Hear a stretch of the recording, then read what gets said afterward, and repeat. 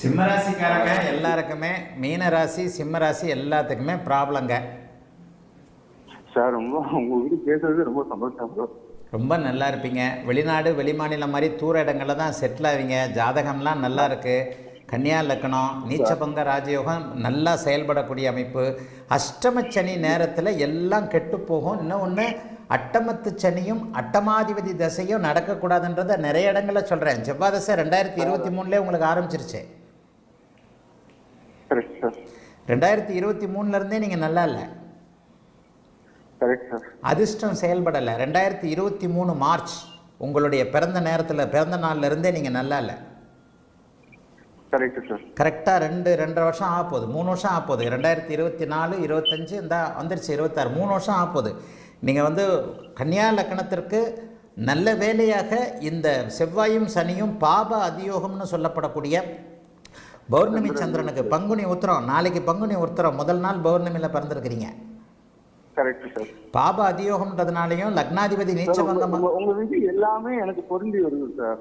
நீங்க சொன்ன அத்தனை விதியுமே என்னோட ஜாதகத்துக்கு அப்படியே பொருந்தி. சார் என்ன சார் பேசுறீங்க? நான் ஜோசியர் சார். நான் ஒரு புது விதி சொல்றேன். லட்சம் ஜாதகங்களை தாண்டிய சும்மா எடுத்தம் கவிழ்த்தோன்னு மேம்போக்கா நான் சொல்லவே இல்லைங்க. 50 ஆண்டு காலமாக ஜோதிடமே சுவாசமாக இருந்து 1 லட்சம்லாம் சும்மா எத்தனை பார்த்தேன்னு நான் என்ன கணக்காக வச்சுக்கிட்டு இருக்கேன். எப்போவோ லட்சங்களை தாண்டி இருக்கக்கூடிய ஜாதகம் இன்றைக்கும் தினசரி 50 ஜாதகம் பார்க்கக்கூடிய அளவில் நான் பார்த்த அத்தனை ஜாதகங்களிலும் உணர்ந்து கடந்த 100 வருடங்களுக்கு மேலாக ஜோதிடம் தடம் மாறி திசை மாறி போய்கிட்டு இருக்கு. இந்த அறிக்கையா பலன் சுபத்துவ பாபத்துவ சூட்சும உள்ளன்னு அந்த இதை சொல்கிறேன்.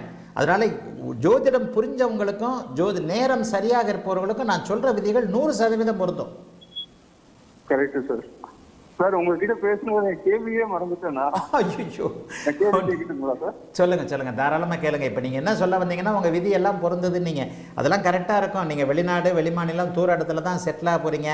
ராகுதசை ஆரம்பித்த உடனே உங்களுக்கு பெரிய அளவில் இருக்கும். இப்போவே எங்கேயோ நீங்கள் வெளிமாநிலத்தில் தான் இருக்கணும். எந்த ஊரில் இருக்கிறீங்க? கண்டிப்பாக பெங்களூரில் இருக்கிறீங்க. நீங்கள் பெங்களூரோட நிறுத்த மாட்டீங்க. ராகுதசையில் வெளிநாடு செட்டில் ஆவீங்க. 3 வருஷமாக உங்களை மட்டம் தட்டுறது, உங்களுக்கு பெரிய அளவில் பிரச்சனைகள், ஏண்டா வேலை செய்கிறோம்னு இருக்கும்.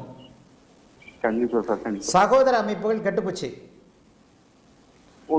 சுத்தமா அண்ணன் தம்பி அக்கா தங்கச்சி எல்லாம் உங்களோட இப்ப சண்டை போட்டுக்கிட்டு எல்லாம் செத்து போனாங்க, நான் பேசவே மாட்டேன்னு இருப்பீங்க. அப்படிதான் சார். காரக அமைப்புகளையும் 8ஆம் ஆதிபத்தியத்தையும் செவ்வாயின் காரகத்துவத்தையும் செவ்வாய் தசை கெடுக்கும். ஆதிபத்தியத்தை கொடுக்கும். கடுமையான மன உளைச்சல் இருக்கிறீங்க.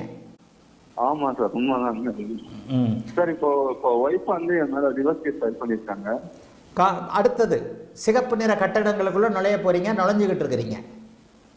இதை நான் எப்படி டீல் பண்ணேன்னு எனக்கு புரியல. எனக்கு தெரியல சார் என்ன பண்ணணும்னு. எனக்கு 2 குழந்தை இருக்கு. எனக்கு என்னால தெளிவான முடிவு செயல்கள் நடப்பவை எதுவும் நம்ம கைகளுக்குள்ள இல்லை. வாழ்க்கை கெடும். ஆனா கெட்டதற்கு பிறகு குருவின் வீட்டில் இருக்கக்கூடிய ராகுவால இன்னொரு வாழ்க்கை அமையும். ஓகே சார், புரியுது. 7ஆம் இடத்தை சனி பார்க்கிறார். புரிஞ்சிருக்கு சார்.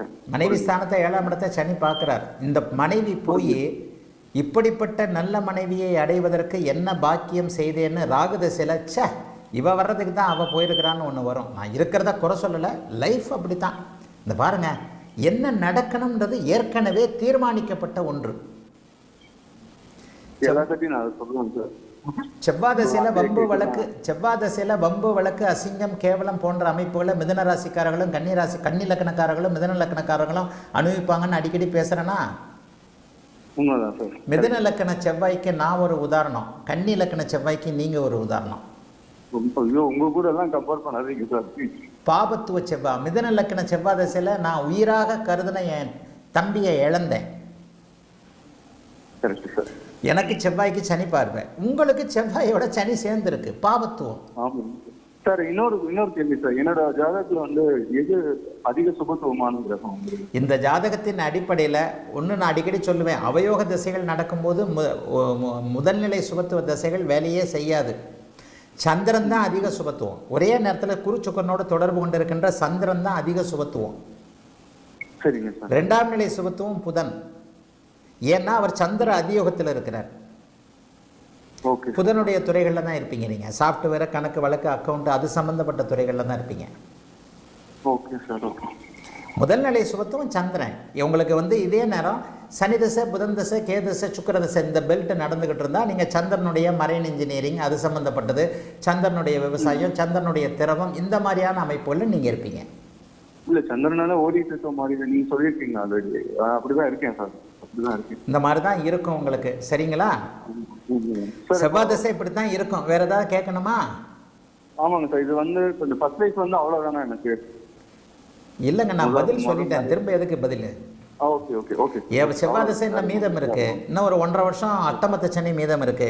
அட்டமத்து தசை, அட்டமாதிபதி புக்தி ஏதாவது ஒன்றை கழட்டி விட்டுக்கிட்டு தான் போகும். உங்களுக்கு ஆயுள் கெட்டி 8ஆம் ஸ்தானம் வலுவாக இருக்குது. 8ஆம் அதிபதி உச்சமாக இருக்கிறார்.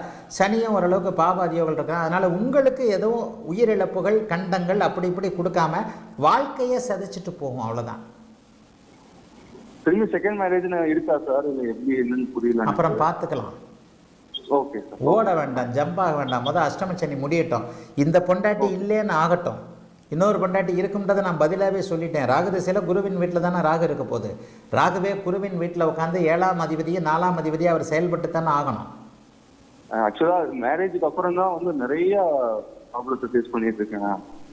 எல்லாத்தையும் இழந்துட்டேன். எனக்கு எதுவுமே இல்லை. இப்போ அந்த அந்த கண்டிஷனுக்கு வந்துட்டேன். ஒரேடியாக மற்றவங்களையும் குறை சொல்லாதீங்க. செவ்வாய் தசை வந்தவொடனே உங்களுக்கு புத்தி கெட்டு போச்சு. உண்மைதான் சார், உண்மைதான். நீங்க ஆல்ரெடி சொல்லியிருக்கீங்க. கரெக்டு தான் சார். செவ்வாய் தசை வந்தவொடனே உங்களுக்கு புத்தி கெட்டு போச்சு. ஏன்னா அவர் அட்டமாதிபதி, லக்னாதிபதி நீச்சமாக, அட்டமாதிபதி உச்சமாக இருக்கிறார். நீங்கள் நீங்கள் தப்பு பண்ணிட்டீங்க. அது அப்புறம் சரியா? வாழ்த்துக்கள். ஆனால் ஒன்று, ஜோசியம் உங்களுக்கு நல்லா வரும்.